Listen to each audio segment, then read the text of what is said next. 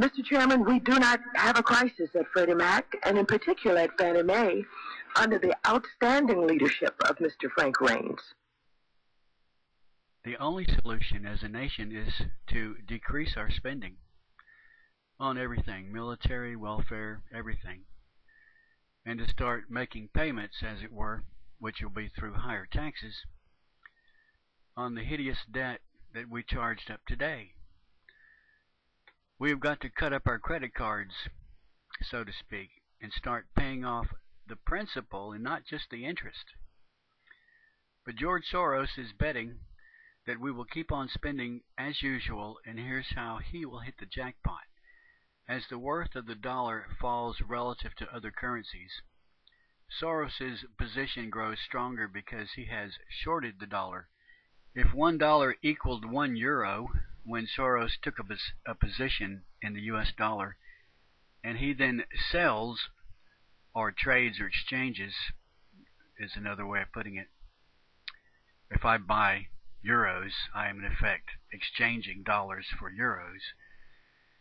When he sells those dollars later, when the exchange rate is $2 equals €1, he will double the value of his holdings, or something like that. Solution: if we become more responsible with our use of credit, just the opposite will happen. It won't do him any good to buy euros. He'll lose money. If he sells dollars and buys euros or yen or francs, he'll come out the loser, because he's selling something worth more in exchange for something worth less.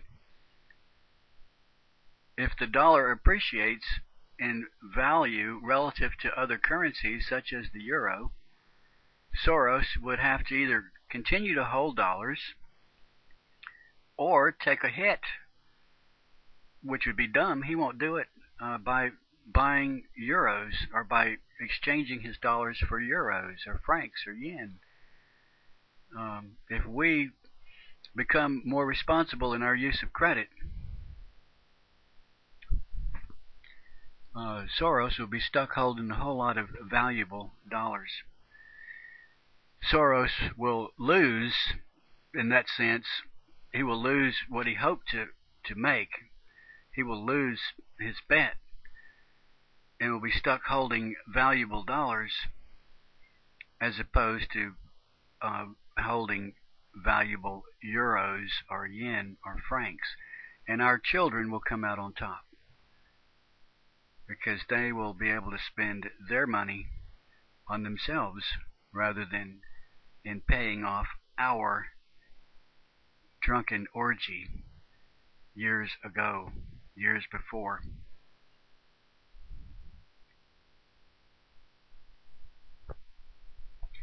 This is all relevant because we have a socialist attempting to take over the White House in this election. And we have a Congress composed mainly of Democrats who want to spend, and they're spending tomorrow's money. They've already spent today's money long ago. They're spending the future. They're mortgaging the future for votes, frankly, for votes. They are saddling your children and grandchildren with debt so that they, the socialist Democrats, can get rich and powerful today. That's why this letter is relevant and meaningful, because today the financial mortgage industry, the banking industry, is unable to loan money. They have none to loan. It doesn't matter that your credit rating is good. You go to buy a house or a car or borrow money to start a business or expand a business today, they will likely be very reluctant because they ain't got nothing to loan you. They've already loaned it out, and the people that borrowed it didn't pay it back. What they're proposing is that our children pay off these housing mortgages. Our children, our grandchildren, pay for the houses that were supposedly purchased by unqualified buyers. They're wanting your grandchildren to buy a house for the poor. They're expecting your grandchildren to finance the house for the illegal alien and for the yuppie speculator as well. For the greedy speculator, not just minorities, and this is not a race problem, and this is not an attack on Latinos. This problem was created by a lot of different people. It's a complex mix. When a doctor diagnoses you and you ask for a reason that you got cancer, the answer is usually not simple.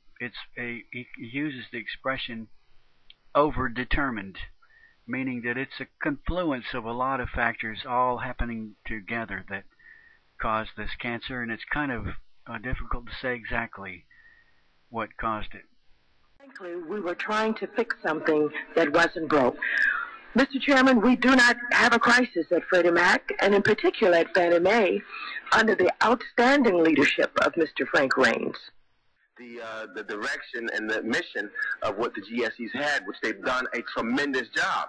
There's been nothing that was indicated that's wrong, with Fannie Mae. Freddie Mac has come up on its own, and the question that then presents is the competence that your agency has with reference to the deciding and regulating these GSEs. And so I wish I could sit here and say that I'm not upset with you, but I am very upset because, what you do is you give, maybe giving a reason to, as Mr. Gonzalez said, to give someone a heart surgery when they really don't need it. In addition to our important oversight role in this committee, I hope that we will move swiftly to create a new regulatory structure for Fannie Mae, for Freddie Mac, and the Federal Home Loan Banks. This hearing is about the political lynching of Franklin Raines. This hearing is about the political lynching of Franklin Raines. This hearing is about the political lynching of Franklin Raines.